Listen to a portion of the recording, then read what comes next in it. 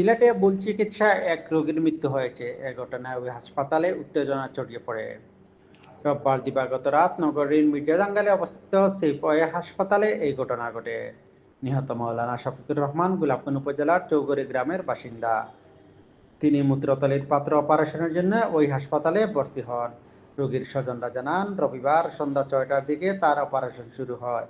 রাত 8টার দিকে অপারেশন শেষ হলে রেস্টরুমে থাকাকালীন আনুমানিক 8:30টার দিকে তার মৃত্যু হয়। তারা জানান, শফিকুর রহমানের মৃত্যুর পরপরই দায়িত্বরত প্রফেসর ডক্টর মোহাম্মদ আব্দুল মোনাফ হাসপাতাল ছেড়ে পালিয়ে যান। স্বজনদের অভিযোগ, এই রোগী হাসপাতালে ভর্তি হলে চিকিৎসকরা তাকে ভুলভাবে চিকিৎসা দেন। এতে তার অবস্থার অবনতি ঘটে এবং শেষ পর্যন্ত তিনি মৃত্যুবরণ করেন।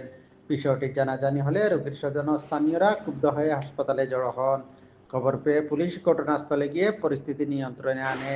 এ ঘটনায় হাসপাতালে উত্তেজনা বিরাজ করে।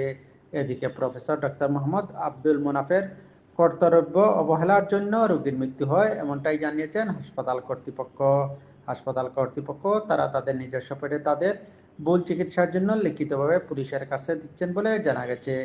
এমত অবস্থায় এই চিকিৎসককে ওই হাসপাতাল আর রাখবেন না বলেও জানায় হাসপাতাল কর্তৃপক্ষ। এ বিষয়ে কোতোয়ালি থানার ভারপ্রাপ্ত কর্মকর্তা ওসি জিয়াউল হক জানান, নগরীর মির্জাজাঙ্গাল এলাকায় একটি হাসপাতালে রোগী স্বজনদের সাথে হাসপাতাল কর্তৃপক্ষের উত্তেজনার খবর পেয়েছে।